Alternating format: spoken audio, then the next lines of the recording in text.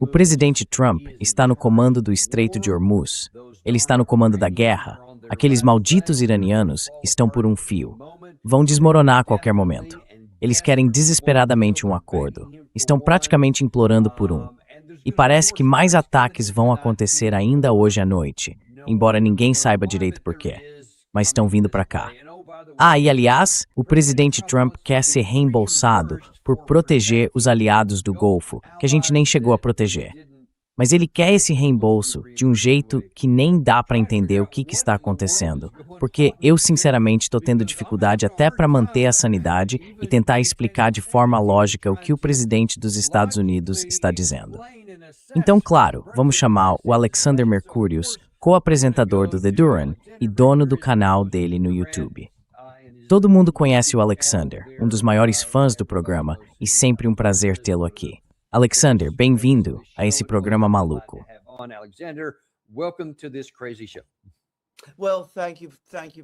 Muito obrigado, Daniel. É sempre um prazer participar do seu programa.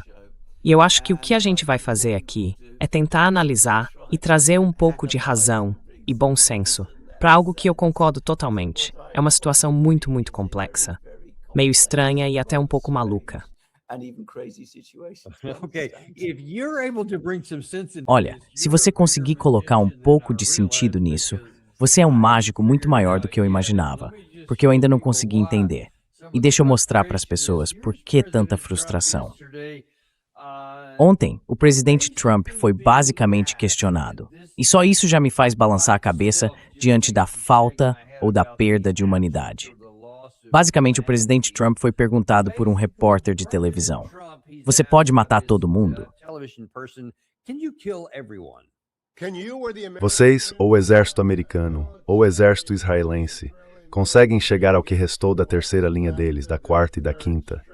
Vocês sabem onde eles estão? Conseguem eliminá-los? Sim, eu sei, mas a gente não quer falar sobre isso. Mas com certeza estamos de olho. Eu sei muito sobre esse assunto. Sei bastante, mas não acho que seja apropriado falar sobre isso agora. Vamos ver. Por exemplo, hoje à noite a gente vai bater neles com força e amanhã também. E não tem absolutamente nada que eles possam fazer a respeito. Eles não têm nada. Não tem nada além de falar demais. Continue assim, senhor presidente. Foi muito bom eu ter feito isso, porque assim eu pude conhecê-los.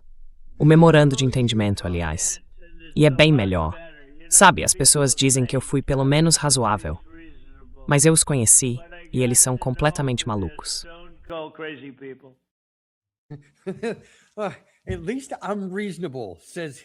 Pelo menos eu sou razoável, ele diz. E eles são completamente loucos, ele também diz, falando do lado iraniano. Mas, Alexander, antes de tudo, vamos voltar para a primeira parte disso.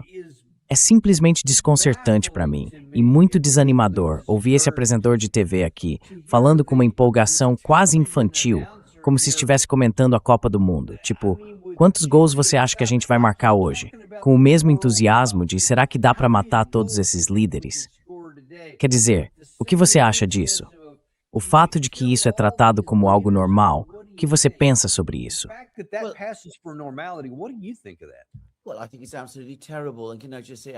Olha, eu acho isso absolutamente terrível.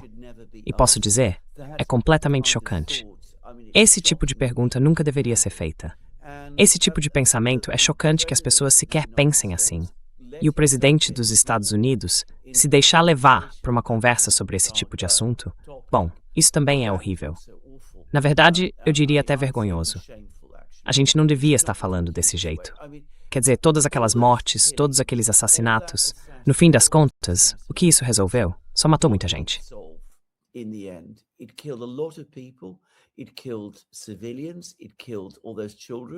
Matou civis. Matou todas aquelas crianças naquela escola, logo no primeiro dia. E não resolveu nada.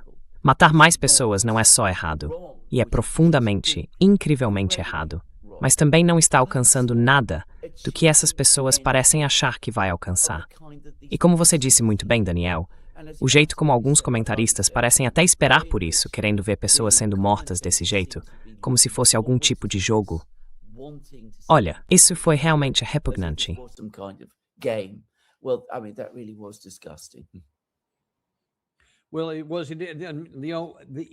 Bom, foi assim, sabe, até a ideia de tipo, dá pra achar todos os terceiros e quartos? Quer dizer, você meio que já tocou no ponto principal, o primeiro e o chamado primeiro e segundo, o que na verdade não descreve com precisão o que aconteceu.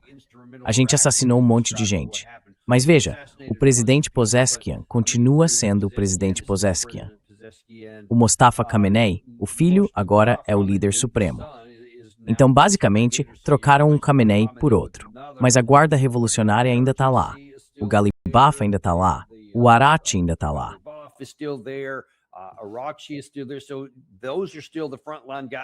Então, esses ainda são os mesmos caras da linha de frente que já estavam lá antes.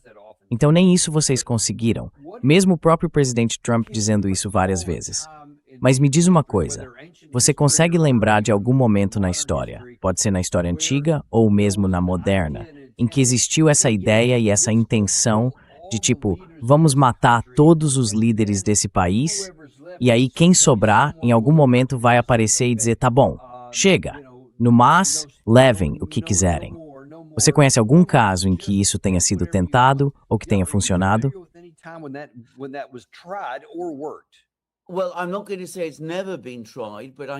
Olha, eu não vou dizer que isso nunca foi tentado, mas vou dizer o seguinte.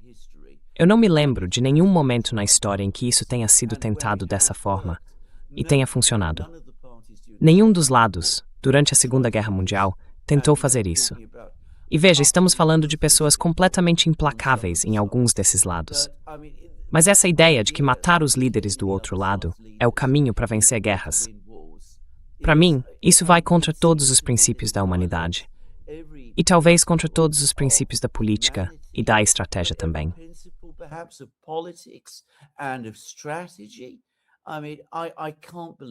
Quer dizer, eu não consigo acreditar que seja assim que os soldados, na maioria das guerras, pensavam e lutavam.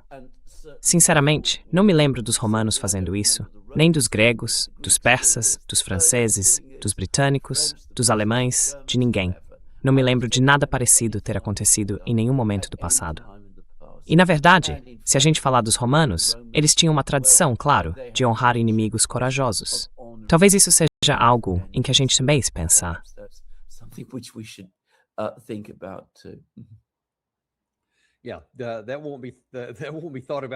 Isso não vai ser considerado pelos nossos líderes tão cedo, se é que algum dia vai ser. Vamos olhar para outro aspecto disso. Muitas vezes no passado, o presidente Trump falou algo como, eu quero ter sucesso, quero realizar todas essas coisas. Claro que essa lista de objetivos mudou, né? Praticamente uma dúzia de vezes desde fevereiro de 2028, quando começou com a ideia de rendição incondicional. Eles já perderam. E para o IRGC, era tipo, vocês precisam depor as armas ou vão enfrentar a morte certa. E claro, isso nunca aconteceu. Na verdade, quase nenhum membro do IRGC foi realmente morto, falando dos soldados mesmo.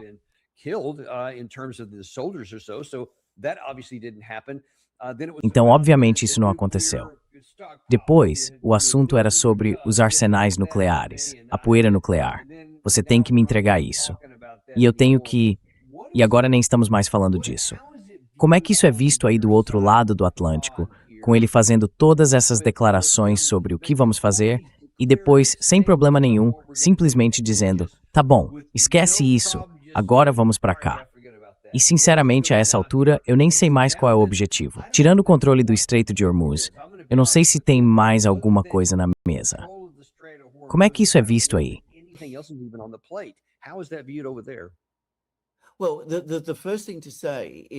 Bom, a primeira coisa a dizer é que isso começou, lá no início, como uma questão de enriquecimento de urânio pelo Irã. E agora a gente já não fala tanto sobre isso. O assunto agora é bem diferente. O Estreito de Hormuz, que, claro, estava completamente aberto à navegação antes desse ataque. Essa guerra começou no dia 28 de fevereiro. Acho importante lembrar disso. E como isso é visto do meu lado do Atlântico, no Reino Unido e na Europa? Com um horror sem palavras, pela exata razão que você mencionou.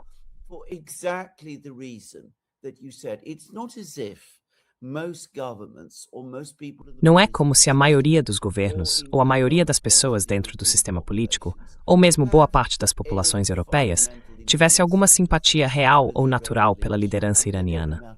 Quer dizer, eles não sabem muito sobre eles, mas pelo que viram, não é como se sentissem qualquer afinidade especial. Mas eles se fazem a mesma pergunta: para onde isso está indo? Como é que isso pode funcionar? Qual é o plano? Por que o presidente acredita que o que ele está fazendo agora, que parece exatamente o mesmo que ele fazia lá em março, vai dar certo desta vez, se não deu certo antes? Essa é a questão. É essa a preocupação que as pessoas têm. So this is the question. This is the worry that people have. And of course, when people do see, then they do hear. E claro, quando as pessoas veem e ouvem essa linguagem extremamente violenta sendo usada, como a gente ouviu mais cedo no programa, isso afeta sim os sentimentos e as emoções das pessoas. E elas começam a ficar não só críticas em relação à falta de políticas, o que, na minha opinião, é algo que acontece em vários governos da Europa, mas também passam a questionar a moralidade dessa guerra. Elas se perguntam: isso tudo é só sobre matar o inimigo? Ou existe algum objetivo real por trás disso? Porque se for só sobre matar, então a gente acha que é errado e quer que pare.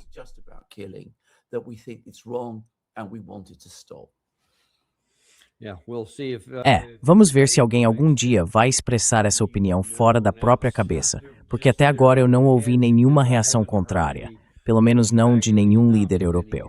Bom, vamos seguir em frente.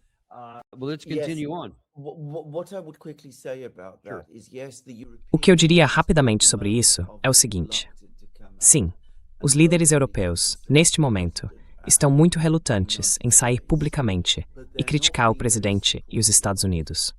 Mas também não estão sendo muito solidários. Eles não estão se apressando para enviar tropas para o Oriente Médio para ajudar os americanos. Eles sabem muito bem que os eleitores na Europa não querem isso e estão sendo extremamente cautelosos com o que dizem. O que também é um sinal claro de que percebem a desaprovação do próprio povo.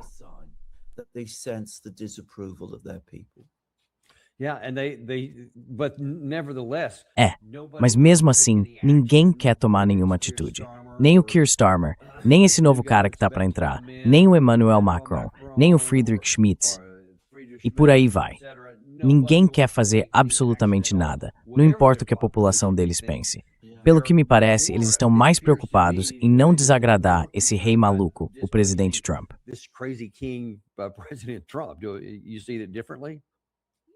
Você vê isso de outro jeito? Sim. Com certeza. Você está completamente certo.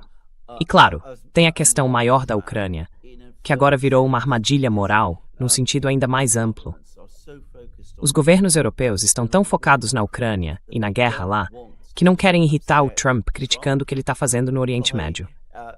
E eles temem que, se fizerem isso, ele acabe ficando ainda mais crítico em relação ao conflito na Ucrânia do que já tem sido. About the Ukraine conflict than he's been already, and he might start to become more critical about NATO. E ele pode começar a ser mais crítico em relação à OTAN e ao envolvimento dos Estados Unidos na OTAN. Então, por todos esses motivos, eles estão muito, mas muito receosos de fazer qualquer crítica.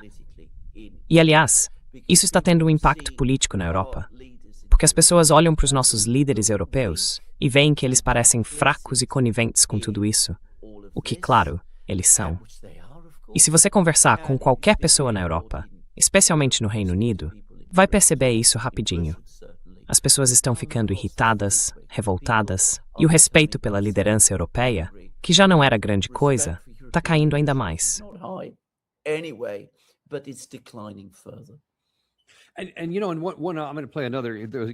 E olha, eu vou colocar outro trecho. O Trump disse muita coisa ontem, e eu queria saber a sua opinião. Uma delas tem tudo a ver com o que você está falando aqui. Primeiro, claro, ele começou dizendo que a gente talvez fosse vencer isso em, 24 horas com o assassinato do Ali Khamenei. Tá, isso não deu certo, mas talvez em mais 4 ou 5 dias. Aí ele disse, ok, talvez 4 ou 5 semanas. Depois foi empurrando mais para frente. E então ele fala, estamos destruindo todo mundo, já vencemos. E por aí vai.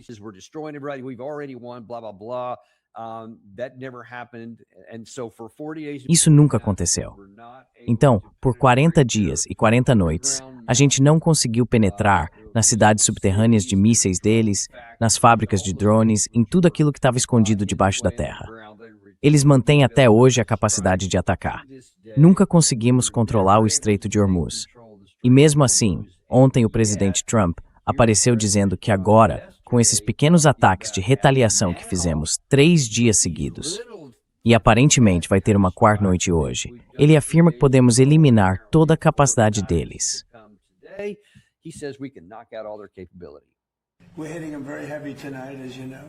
Estamos atacando eles com força total hoje à noite, como você sabe. Estamos batendo pesado. Temos uma quantidade enorme de munição, temos números que não víamos há anos, e estamos atingindo eles com muita força. E isso vai continuar. Vamos ver o que acontece. Mas estamos eliminando toda a capacidade ofensiva deles e controlando os estreitos. Estamos restabelecendo o bloqueio, e é um bloqueio direcionado, não para qualquer um, mas para Irã.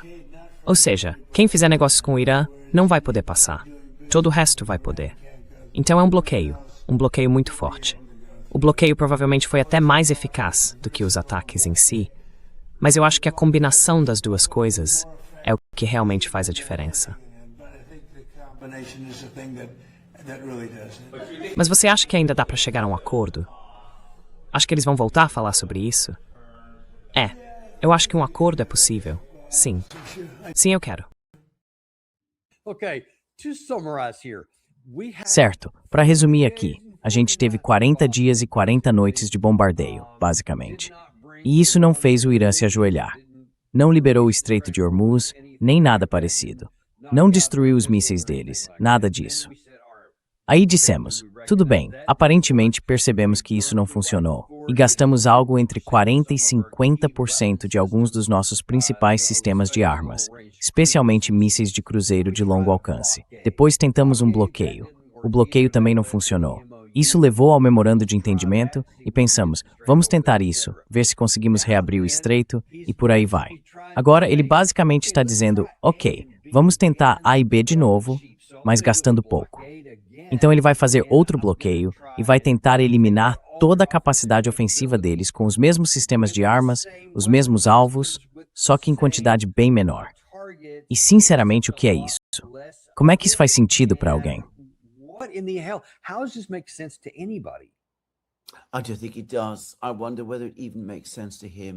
Eu simplesmente acho que sim. Fico me perguntando se isso faz sentido para ele. Quer dizer, ele não é bobo, apesar do que algumas pessoas dizem. E eu acho que em algum nível, ele deve entender que essa é uma política, uma estratégia que não tem como funcionar. Quer dizer, nem chega a ser uma estratégia, como você mesmo disse. É só improviso. É atacar o Irã e esperar que de algum jeito algo aconteça, que as coisas mudem de alguma forma. Mas não há motivo para acreditar que isso, seja lá o que for, que ele espera que aconteça, vá realmente acontecer.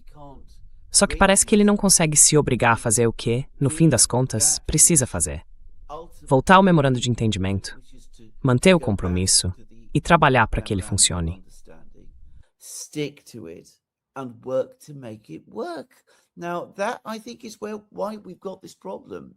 Olha, eu acho que é por isso que a gente tem esse problema. Porque, basicamente, o que aconteceu com o memorando de entendimento foi que os Estados Unidos viram aquilo, ou pelo menos o presidente viu, como uma forma de reabrir o Estreito de Hormuz. Mas ele ficou muito, muito insatisfeito em ter que colocar em prática todas as outras ideias e condições dele. E foi aí, na minha opinião, que tudo começou a desandar. Agora, o que talvez ele devesse fazer é pensar o seguinte: o que deu errado antes não vai funcionar agora. A gente conseguiu, pelo menos em parte, reabrir o Estreito de Hormuz por meio da diplomacia, com esse memorando de entendimento.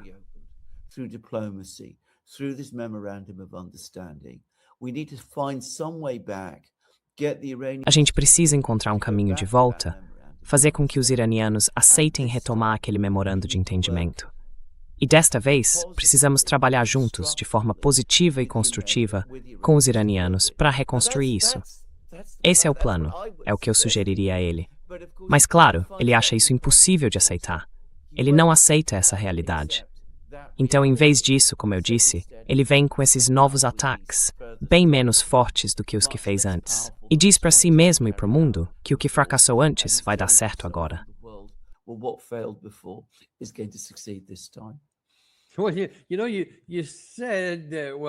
Olha, você disse, bom, quer dizer, de certo modo ele deve entender, mas não sei se dá para aceitar isso ao pé da letra. Porque uma coisa que ele falou ali foi que esse bloqueio seria só para o lado iraniano. E isso me lembra de algo, não lembro direito se foi em abril ou em maio por aí, a gente finalmente tinha fechado um acordo com o lado iraniano para suspender 2 bloqueios ao mesmo tempo. Aí o presidente Trump divulgou um comunicado. O Abbas Araqchi também soltou uma nota dizendo que o estreito estava aberto. Só que o Trump disse, o estreito está aberto para o nosso lado, para que as coisas saiam do nosso lado, mas vamos manter o bloqueio para o lado iraniano. E claro, em questão de minutos, o lado iraniano respondeu, então vocês são tolos. Não, vai continuar fechado. E continuou mesmo.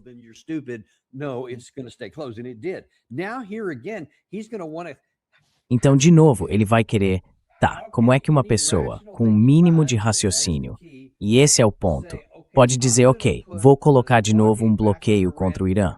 É claro que eles vão manter o lado deles, o outro lado, aberto. Eles não vão impedir ninguém de passar do nosso lado, porque foi isso que a gente disse, e achar que isso vai funcionar.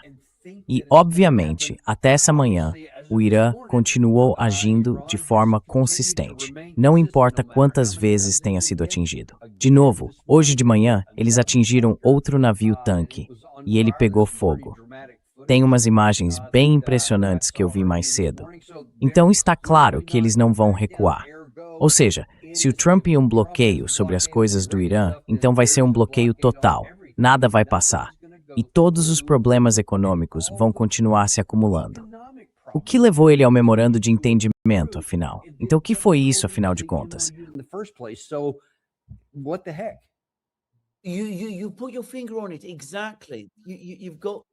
Você acertou em cheio. Exatamente. É isso mesmo.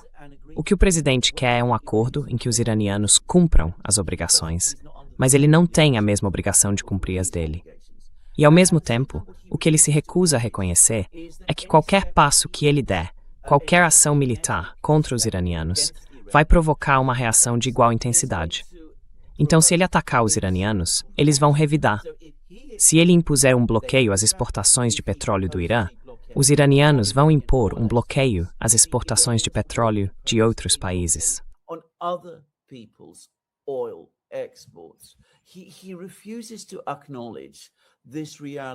Ele se recusa a reconhecer essa realidade.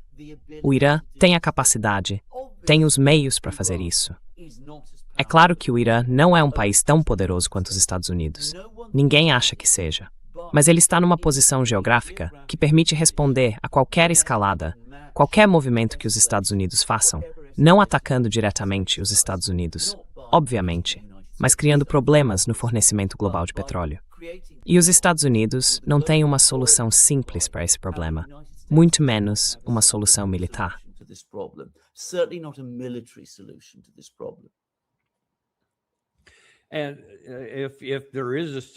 E se houver uma solução diplomática? Quer dizer, o Trump disse, no fim daquela última vez, naquela parte final, algo como, acho que ainda vamos conseguir um acordo. E olha, ontem a gente recebeu o professor Syed Mohammad Marandi no programa, e ele disse, sem deixar nenhuma dúvida, o que já tínhamos visto em várias declarações oficiais do governo deles, que até que as sanções sobre o setor de energia sejam suspensas de novo, o dinheiro seja liberado, as fontes coerentes desboradas, Israel cisnoring.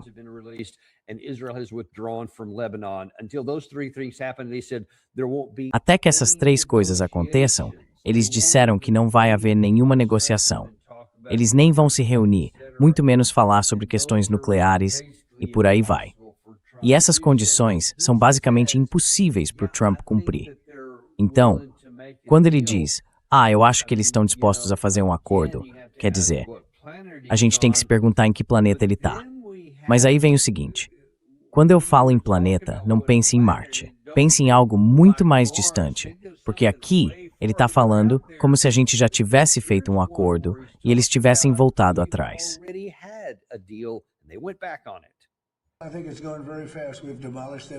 Eu acho que as coisas estão indo muito rápido.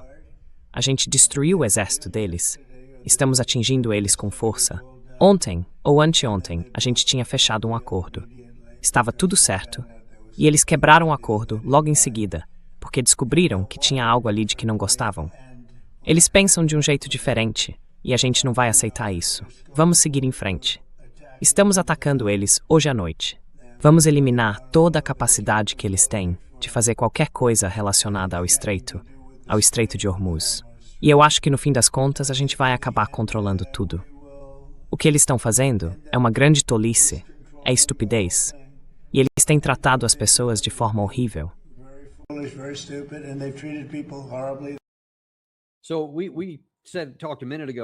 A gente falou há pouco sobre como as pessoas na Europa, e quando eu digo isso, estou falando tanto de gente comum quanto de autoridades de governo, reagiram quando ouviram algumas dessas coisas absurdas que ele disse. Mas agora vem outra. O que ele quer dizer com ainda dá para fazer um acordo? Quando os iranianos estão dizendo exatamente o que eu acabei de mencionar, eles já deixaram claro quais são as condições para um acordo e disseram, a gente não vai conversar com vocês. E aí você ouve o Trump dizendo, sim, não só não estamos conversando, como já tínhamos um acordo e eles é que voltaram atrás e por aí vai. Alguém realmente acredita no que o presidente Trump acabou de dizer?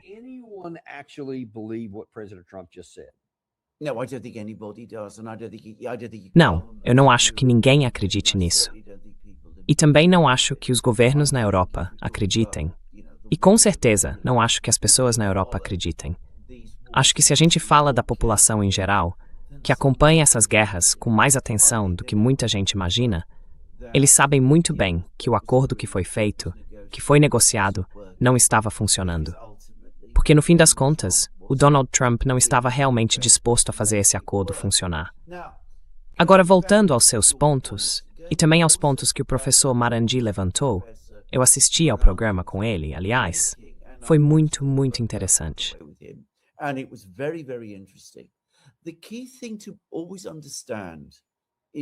O ponto principal que a gente precisa entender é que depois do dia 28 de fevereiro, a posição do Irã, por várias semanas, foi a de que não haveria cessar-fogos temporários, nem acordos provisórios. Só haveria um acordo final, completo, entre o Irã e os Estados Unidos. E nesse acordo, os Estados Unidos teriam que fazer concessões bem significativas, como suspender sanções, liberar ativos congelados e retirar suas forças do Oriente Médio. Essa era a posição iraniana. Agora, o que aconteceu depois foi que o Irã começou a sofrer muita pressão dos seus aliados, da China, do Paquistão e também da Rússia, dizendo aos iranianos que essa postura era dura demais, difícil demais de sustentar.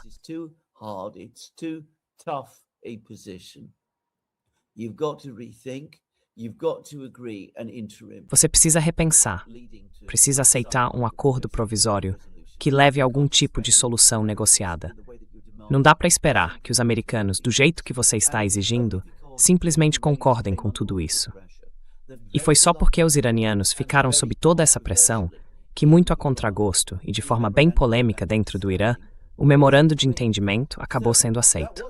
Então isso foi controverso no Irã e foi criticado internamente. E aí o que acontece? 2 semanas depois, talvez 3, o memorando de entendimento desmorona. E aqueles que criticaram o afastamento da posição original, de não aceitar cessar-fogos ou negociações provisórias, agora se sentem confirmados.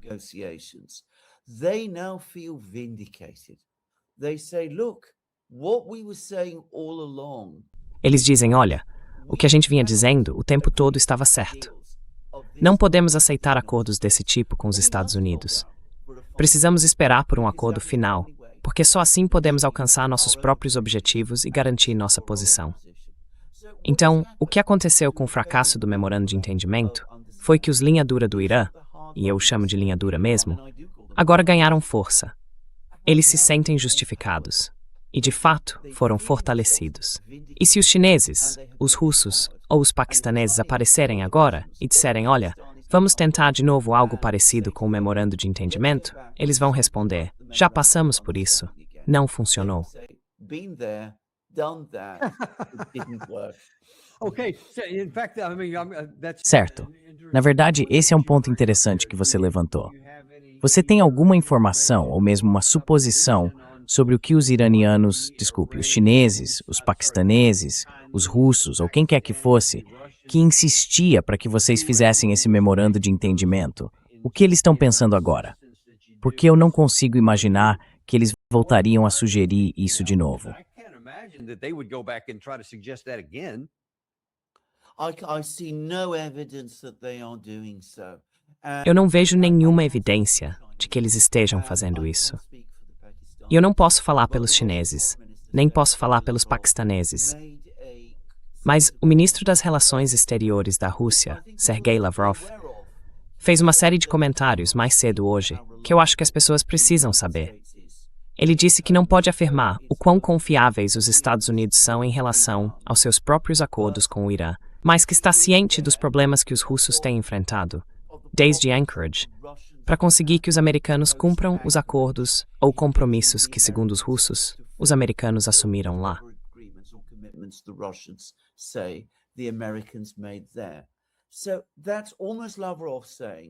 Então é quase como se o Lavrov estivesse dizendo, olha, os iranianos têm um ponto. A gente passou por algo parecido em Anchorage.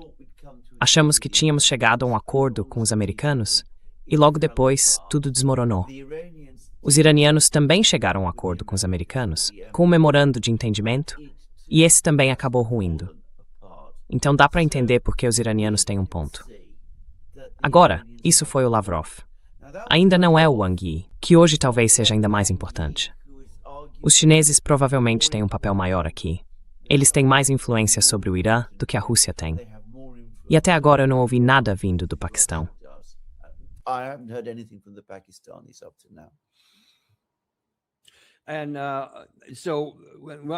Então, eu já volto nesse ponto em um minuto. Gary, se você puder colocar aí, acho que você sabe qual é o vídeo do Sergei Lavrov de que estamos falando, aquele que a gente tem. Tenta colocar ele pra gente. Eu vou mencionar isso daqui a pouco, mas em outro contexto. Por enquanto, vamos ficar com o último assunto, ou um dos outros temas que estão acontecendo agora com o presidente Trump. Como é que esse acordo está sendo recebido aqui? Uma coisa é dizer, ok, vocês estão falando em matar líderes. Isso é ruim. Eu acho que aí falta completamente qualquer senso de moralidade. Ou então voltar atrás no memorando de entendimento. Isso também é um problema. Mas e esse novo ponto, em que o presidente Trump quer ser o presidente, o anjo da guarda do Estreito de Hormuz, e cobrar 20% de extorsão, quer dizer, pedágio, de qualquer navio que sair de lá? Isso significa praticamente o mundo inteiro saindo dali, todo o pessoal do Golfo. Quem no mundo vai pagar por isso?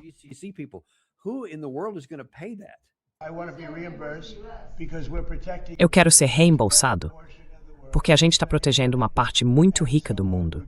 Estamos gastando dinheiro. Então, o que fizemos foi decidir que vamos ser reembolsados por essa proteção. Estamos protegendo os países que estamos ajudando.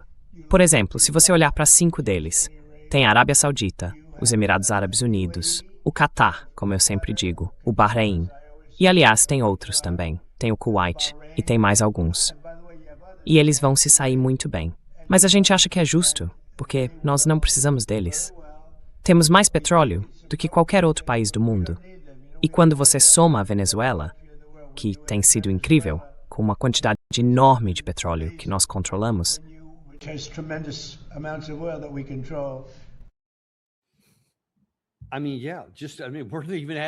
quer dizer, a gente está até colocando o nosso próprio fundo nisso. Estamos incluindo aquele outro país de quem a gente basicamente roubou o petróleo, a Venezuela, sem o menor constrangimento. Foi dito em voz alta mesmo.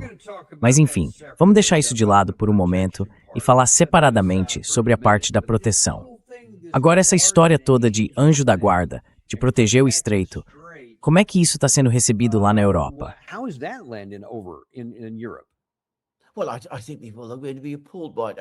Olha, eu acho que as pessoas vão ficar chocadas com isso. Quer dizer, uma coisa que eu posso dizer é que o Donald Trump costuma falar esse tipo de coisa e fala desse jeito. E eu não sei se as pessoas sempre levam isso muito a sério. Mas se ele estiver falando sério dessa vez, então é realmente chocante. E o ponto central do que os Estados Unidos estão fazendo no Estreito de Hormuz é justamente proteger a liberdade de navegação. O que ele está descrevendo não é liberdade de navegação. É os Estados Unidos assumindo o papel do Irã e, na prática, cobrando ainda mais pedágios do que o Irã cobraria.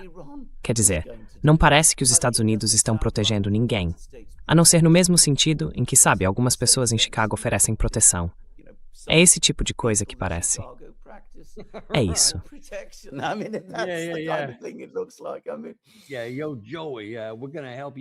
É, Joey. A gente vai te ajudar com isso aí, sabe o que eu quero dizer? Pois é, esse tipo de coisa normalmente não tem nada a ver com diplomacia. Mas já que a gente mostrou aquele outro vídeo, e aquela parte ali também, primeiro, sobre essa história de anjo da guarda, isso nunca vai acontecer. Porque se a gente não consegue nem controlar o estreito em relação ao Irã, não tem como entrar lá, tomar o controle e ainda cobrar pedágio. Isso é fisicamente impossível. Então é pura bobagem, mesmo que isso irrite algumas pessoas. Agora, e essa última parte aí? Dizer pra todo mundo, eu quero ser pago por proteção. Sendo que a gente não protegeu ninguém, a gente não protegeu a Arábia Saudita, não protegeu o Kuwait, nem o Catar, nem os Emirados Árabes Unidos. A gente nem protegeu as nossas próprias coisas.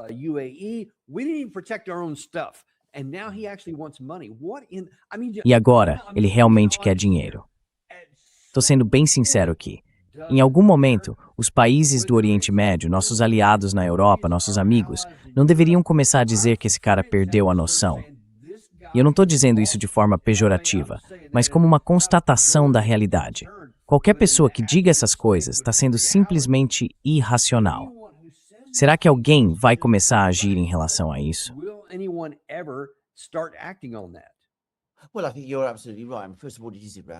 Olha, eu acho que você está absolutamente certo. Antes de tudo, isso é irracional. Quer dizer, como você bem disse, simplesmente não dá para fazer. Os Estados Unidos não têm nenhum mecanismo para isso. E se fosse feito, seria chocante. É irracional e vai totalmente contra tudo que os Estados Unidos dizem defender há tanto tempo quanto alguém pode lembrar. E sim, isso vai acabar tendo um impacto. Provavelmente vai afetar o Oriente Médio antes de afetar a Europa, porque, como você disse, os países do Oriente Médio, os do Golfo Pérsico, não estão sendo protegidos. Então estão sendo cobrados para pagar, mesmo sem estarem realmente sendo protegidos. Eles achavam que estavam, mas agora descobriram que não.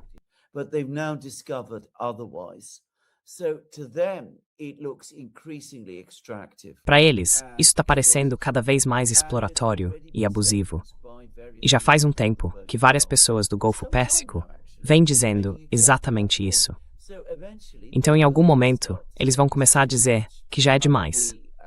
No passado, trabalhamos bem com os Estados Unidos. As coisas funcionaram muito bem entre nós. Mas não dá para continuar trabalhando com os americanos se eles continuarem agindo assim, especialmente com um presidente como esse. A gente vai ter que começar a procurar outros amigos em outros lugares e fazer nossos próprios acordos. E isso é algo que os americanos realmente precisam pensar. Porque, no fim das contas, se os sauditas, os cataris e todos esses países decidirem que precisam buscar outros arranjos de segurança com outros parceiros, como os chineses, por exemplo, talvez eles não queiram fazer isso, por vários motivos válidos. Mas eles podem fazer, e se for necessário, eles vão fazer.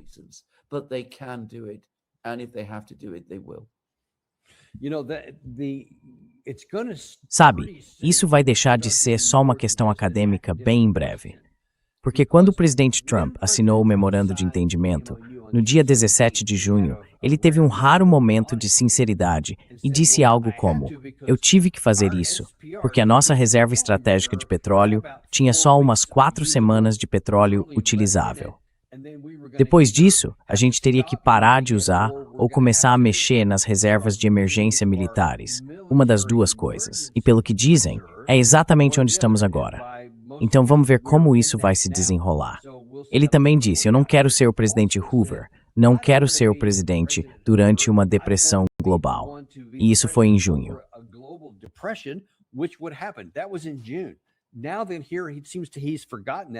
Então, parece que ele esqueceu disso e está voltando a impor o bloqueio de novo, o que literalmente nos coloca de volta na mesma situação de 16 de junho.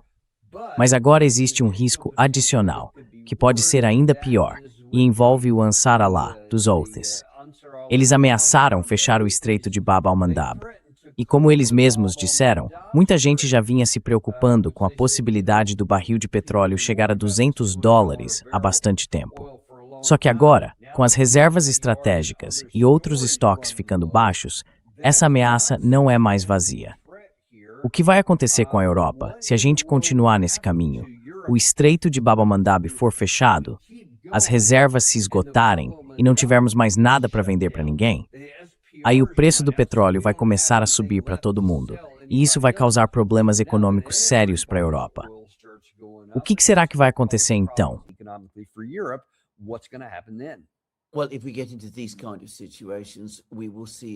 Olha, se a gente chegar a esse tipo de situação, vamos ver uma condição econômica realmente muito, muito ruim na Europa. Eu diria até pior que uma recessão. Pode ser uma depressão. Seria uma crise, pelo menos comparável à de 1973, quando, como eu lembro bem, tivemos racionamento de gasolina e cortes de energia em toda a Europa. No Reino Unido, a indústria só podia funcionar 3 dias por semana, e dessa vez seria por tempo indeterminado. Não seria algo que acabasse em 2 semanas, como foi naquela época. Isso duraria muito mais tempo e criaria uma crise muito, muito profunda. And it would create a very, very deep crisis. And of course, as a result of that crisis, and takes us back. E foi como resultado dessa crise. E isso nos leva de volta ao ponto que você mencionou antes. As pessoas começaram a discutir se fazia mesmo sentido essa relação com os Estados Unidos. Surgiu uma convicção muito forte de que foram os Estados Unidos e o seu presidente que nos colocaram nessa situação. E aí começou a aparecer algo que, curiosamente, a gente não vê muito na Europa hoje em dia. Não só críticas ao presidente Trump, mas um sentimento de anti-americanismo começando a ganhar força. E isso a gente não via na Europa há muito, muito tempo.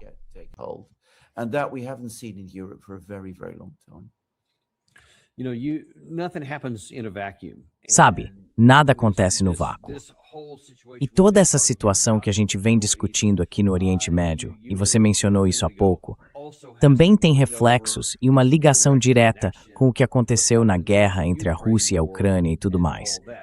A gente já falou várias vezes sobre algumas atitudes meio insanas de líderes europeus e sobre como eles têm agido nessa guerra com a Rússia e por aí vai. Mas fica a dúvida, e você citou o Sergei Lavrov agora há pouco. Será que algum líder europeu vai começar a pensar: eu entendo o que ele está dizendo, entendo o que os iranianos estão dizendo, entendo o que o presidente Trump está fazendo, e de repente o Sergei Lavrov começa a fazer um certo sentido?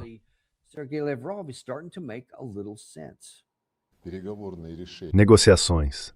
E as garantias do Ocidente foram firmadas em 2014, 2015 e 2019. Em todos esses casos, as garantias do Ocidente foram destruídas pelo próprio Ocidente. Elas se mostraram falsas. Гарантии Запада были разрушены самим же Западом. Они оказались ложными. Ну и точно так же в 2022 году уже... Da mesma forma, em 2022 já havia uma negociação entre a Rússia e a Ucrânia, e ela foi sabotada pelo mesmo Ocidente, de forma aberta e pública. Nós não vamos mais acreditar que o Ocidente quer soluções negociadas. Essa reserva de boas relações e de esperança está completamente esgotada. Этот запас доброго отношения и надежд исчерпан окончательно. Então, a esperança foi completamente esgotada, porque ele seguiu uma longa linhagem e poderia ter feito muito mais. E com certeza, ele poderia ter mencionado o Oriente Médio, onde a palavra dos Estados Unidos literalmente não vale nem o tweet que eles publicam. Se o que a gente acabou de descrever começar a ter um impacto econômico real na Europa, e tudo isso for rastreado até as decisões e escolhas feitas pelo presidente Trump nos Estados Unidos para iniciar essa guerra que ninguém queria e ninguém precisava, e que agora está prejudicando todo mundo. Em algum momento, me parece, Alexander, que até esses líderes europeus, que apoiam automaticamente os Estados Unidos, talvez até o primeiro-ministro britânico, vão acabar dizendo: chegamos ao nosso limite também. Não dá mais para seguir você de forma automática. Vamos ter que seguir o nosso próprio caminho. Será que a gente já está perto desse momento?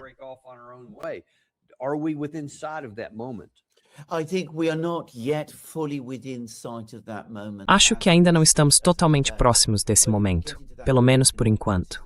Mas se chegarmos a esse tipo de crise econômica de que estávamos falando, aí sim estaríamos diante desse momento.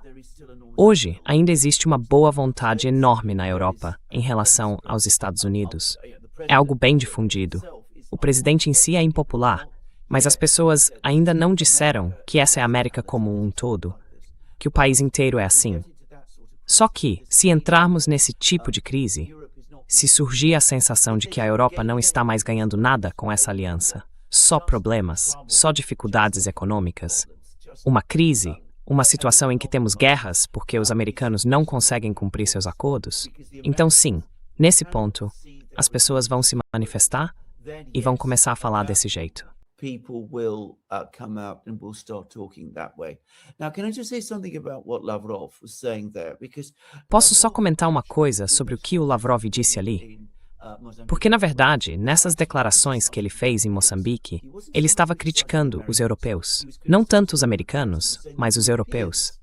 Ele dizia que os europeus são aqueles que nunca cumprem o que prometem, que fazem acordos e depois sempre quebram, sempre sabotam. Ele até mencionou o Ocidente, não estava inocentando os americanos, mas colocou a maior parte da culpa, neste momento, sobre a Europa, o que, aliás, é o que os russos têm feito recentemente. Mas claro, se a gente olhar para a realidade histórica, os americanos sempre estiveram lá o tempo todo.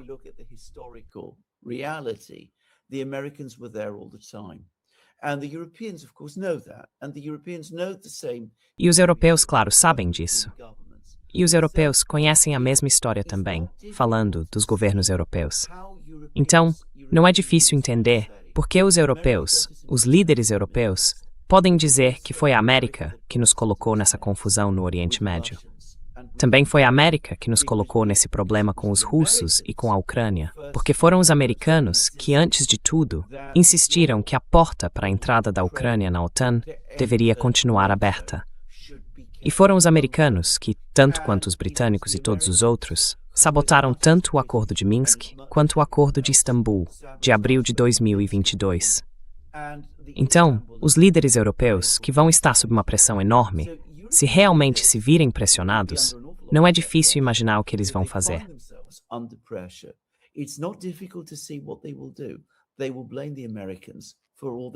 Eles vão culpar os americanos por todos os problemas deles.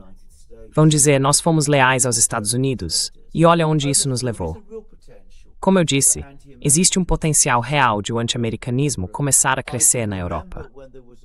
Eu me lembro de quando havia muito sentimento anti-americano por lá, nos anos 70 e 80, depois do Vietnã e durante as várias crises nucleares que tivemos naquela época.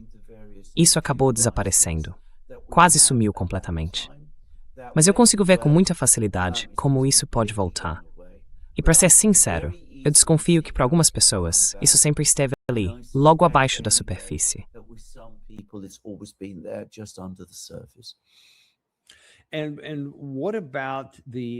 E quanto a esse aspecto, voltando à ideia de que nada acontece no vácuo, mesmo nas questões que a gente está discutindo aqui, parece haver uma força igual, talvez até mais forte, neste momento, sobre os líderes europeus, para dizer algo como: olha, eu não quero comentar nada sobre o presidente Trump ou sobre os Estados Unidos e o que eles estão fazendo que possa prejudicar nossos interesses aqui no Oriente Médio.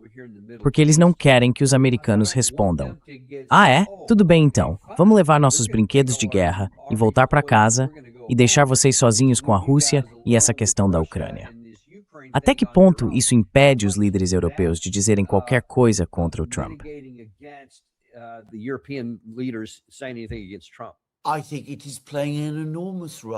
Eu acho que isso tem um papel enorme. Os europeus sabem muito bem, por mais que falem o contrário. Quero dizer, apesar de toda essa conversa sobre rearmamento, sobre gastar com armas, fortalecer a Alemanha e tudo mais, eles definitivamente não querem que os americanos saiam. E o motivo é duplo.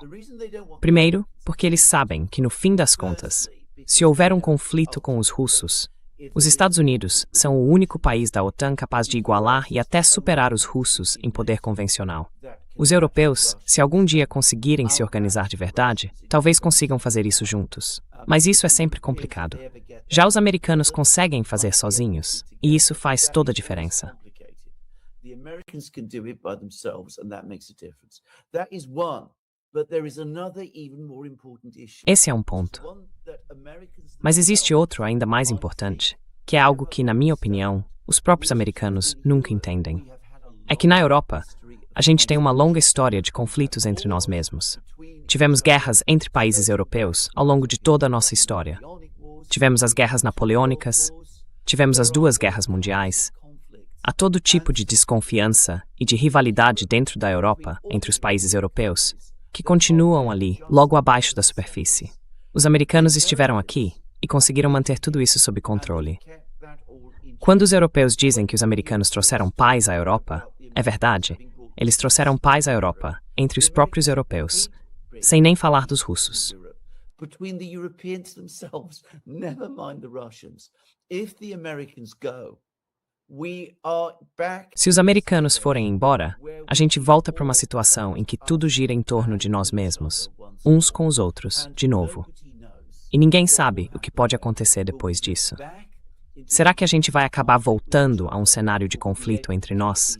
Será que vamos conseguir manter sob controle aquelas rivalidades e paixões históricas que já tivemos?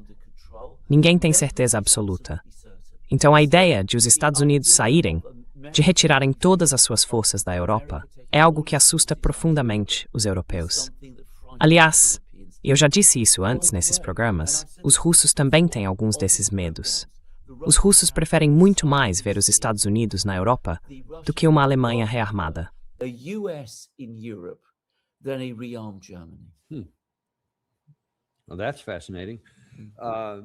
Olha, isso é fascinante. Na verdade, acho que foi ontem, ou talvez anteontem, que o presidente Putin fez uma declaração. Entre outras coisas, ele disse o seguinte: escutem, não vai haver paz entre a Rússia e a Ucrânia, nem em mais nada, a menos que exista uma arquitetura para o continente que todos nós precisamos apoiar.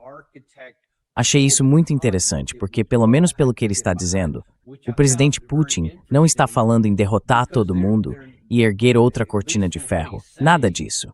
Ele está dizendo, olha, a gente precisa conviver. Acho que ele está olhando além desse momento e dizendo, precisamos voltar a um ponto em que seja possível ter algum tipo de arquitetura de segurança integrada em toda a Europa. E eu realmente acho que ele está falando sério. Security architecture, and I think that he actually means it. Do you think so? Absolutely, I've no doubt at all. Você acha mesmo? Com certeza. Não tenho a menor dúvida de que ele fala sério. E eu acho que ele entende que a chave para conseguir isso, de novo, é os Estados Unidos. É por isso que, para a frustração de muita gente na Rússia, ele quer manter algum tipo de diálogo com os americanos. Isso é algo que muita gente não entende. Os russos, assim como os europeus, sabem que se os americanos simplesmente saírem da Europa, isso pode criar uma situação muito perigosa. Potencialmente muito perigosa, tanto para os europeus quanto para os russos. Então, o resultado ideal para os russos, e eu realmente quero dizer o ideal, o melhor dos mundos para eles, é que os Estados Unidos continuem na Europa. Que haja uma nova arquitetura de segurança. There's a new security architecture.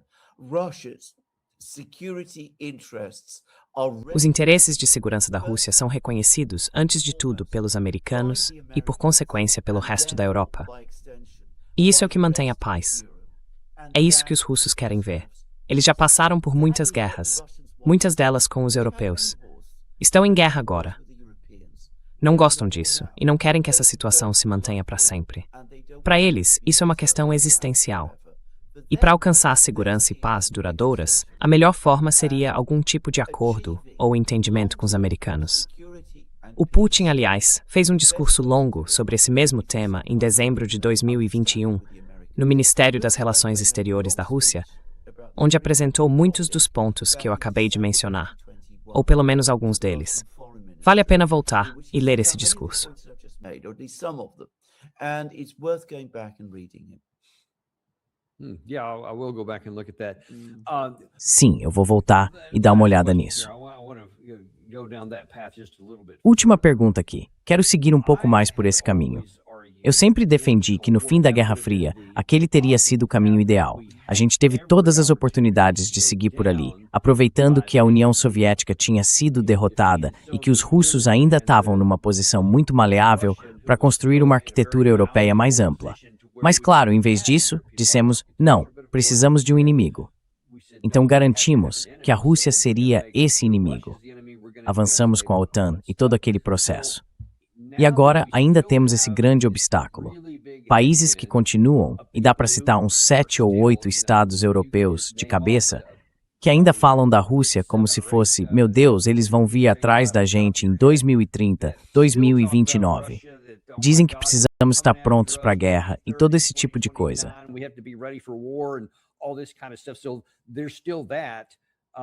Então ainda existe isso, mas não é uma afirmação, é uma pergunta. Você acha que existe, talvez, inteligência e paixão suficientes, meio que adormecidas, por baixo desse ódio que vem desde a Guerra Fria contra a Rússia, para que alguém diga, olha pessoal, saiam da piscina, vocês estragaram tudo para todo mundo, tiveram 30 anos para fazer do jeito de vocês, e foi um fracasso total. Tiveram 4 anos e meio para consertar isso na Ucrânia, e também foi um fracasso total. A Ucrânia agora é uma ruína fumegante por causa do que vocês fizeram.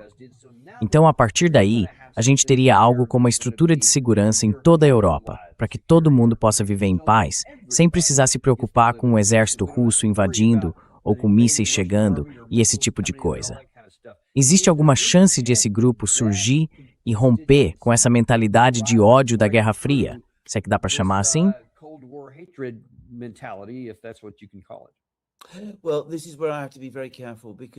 Olha, é aqui que eu preciso ter muito cuidado, porque isso é exatamente o que eu quero ver. E como dizem, o desejo é o pai do pensamento. Eu quero ver isso acontecer, quero acreditar que vai acontecer. Então eu vou tentar ser realista, mas ainda assim, vou dizer que acho que esse grupo realmente existe. Com certeza, e nisso eu falo com confiança. Ele existe no sul da Europa, em lugares como Itália, Espanha, Grécia e até certo ponto na França. Acho que há muita gente que pensa assim e que gostaria de ver uma situação realmente estável na Europa, com os russos obviamente presentes e participando, e com os americanos ainda lá também.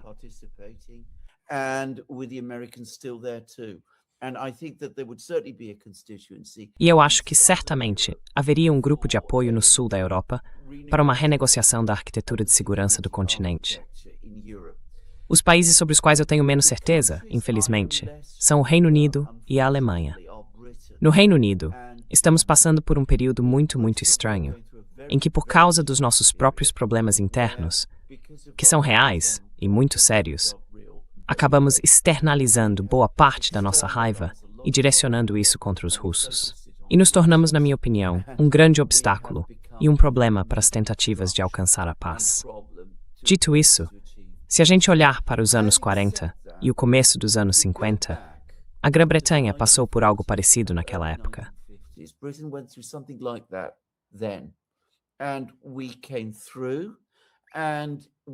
E nós conseguimos. E quando antes de começarmos a caminhar em direção à distensão na Europa, lá nos anos 60 e 70, o Reino Unido realmente teve um papel construtivo. Então eu esperaria que fosse o mesmo agora. E isso foi ainda mais verdadeiro no caso da Alemanha. A Alemanha, nas décadas de 40 e 50, a Alemanha Ocidental, quero dizer, também era muito hostil à Rússia. O chanceler alemão na época, Konrad Adenauer, era extremamente hostil aos russos, ao comunismo, a tudo isso. Mas depois, nos anos 60, veio a virada. As forças políticas na Alemanha começaram a dizer que aquilo já tinha ido longe demais. E então tivemos a Ostpolitik de Willy Brandt, Helmut Schmidt e outros.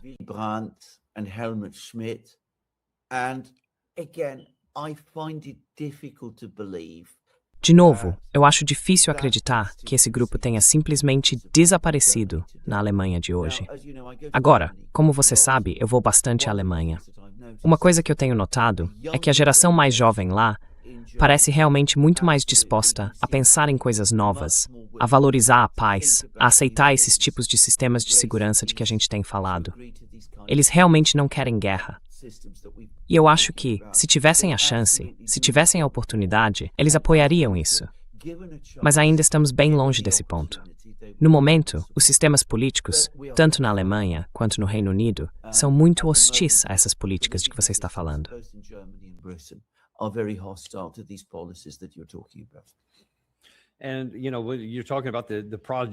E olha, você está falando sobre a possibilidade da guerra na Ucrânia.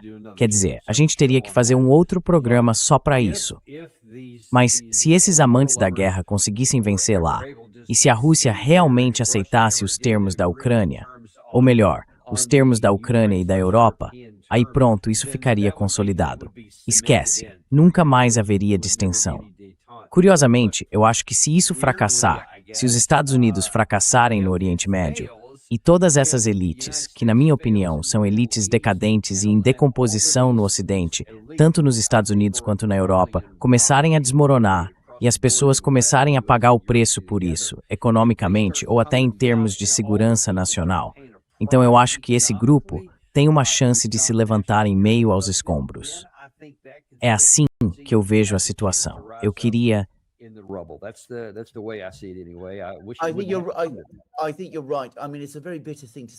Acho que você tem razão.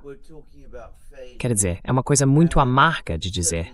Porque, claro, estamos falando de fracasso, especialmente na Europa, de uma derrota para o meu próprio país. Eu estou no Reino Unido, e obviamente isso não é algo que eu queira ver.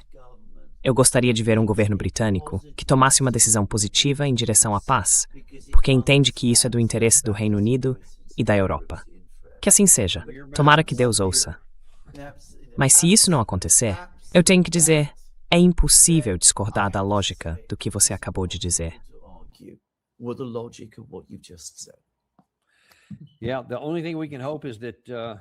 É a única coisa em que a gente pode ter esperança é que, sei lá, surja uma nova figura, tipo um Martin Luther King, sabe? Alguém com força moral suficiente para romper com tudo isso.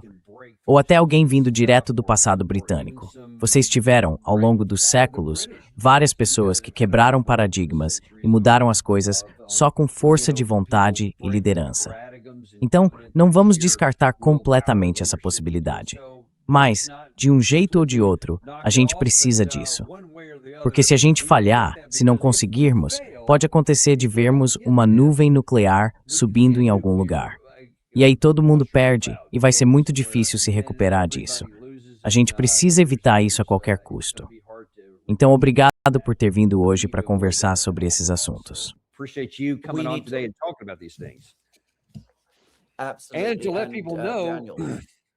E só para avisar o pessoal, eu não sei ao certo se ainda tem ingressos disponíveis, mas para todos os nossos fãs que gostam do Alexander Mercourius, se quiserem conhecer ele pessoalmente, é só ir para o Tennessee, nos dias 1º e 2 de agosto, no Centro Jurídico 7776. Dá para ver os ingressos passando na tela ou ali embaixo no rodapé. Acho que ainda dá para conseguir alguns se ainda tiverem. Eu ainda não falei com o Robert. Da última vez, ele disse que ainda restavam alguns. Tomara que sim. Mas aposto que se você ficar ali perto do hotel, consegue um autógrafo dele. Tô bem animado para ver ele. Vocês vão poder ver nós dois, a gente vai estar lá pessoalmente junto com o Robert Barnes e o Larry Johnson. Um pessoal muito bacana. Tô realmente ansioso para ver vocês e passar um tempo junto por lá.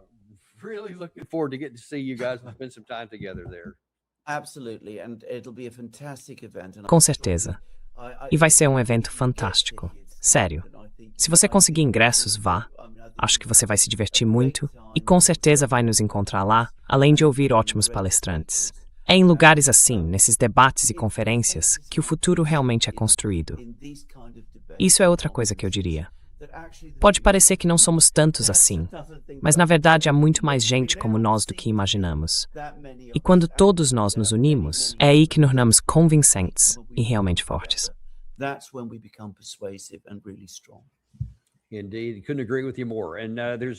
Com certeza, não poderia concordar mais com você. E também tem o canal do Alexander Mercourius no YouTube, para quem quiser acompanhar o trabalho dele todos os dias. Muito obrigado e esperamos ver todos vocês em breve. Na verdade, daqui a mais ou menos 1 hora, a gente vai receber outro colega nosso, o Steve Germain, no programa. Ele vai falar sobre o que está acontecendo agora, uma possível 4ª noite seguida de ataques dos Estados Unidos contra o Irã. O que será que vai acontecer depois disso? E com a experiência dele em combate naval, ele tem umas análises bem interessantes que você não vai ouvir em nenhum outro lugar. E depois, pela primeira vez no nosso programa, vamos ter o Dr. Ron Paul, que vai conversar sobre alguns dos temas que o Alexander e eu acabamos de discutir. Esses preconceitos herdados da Guerra Fria, como eles acabam prejudicando a política americana em relação à Rússia. E o Mazen, o que eles podem fazer na resposta.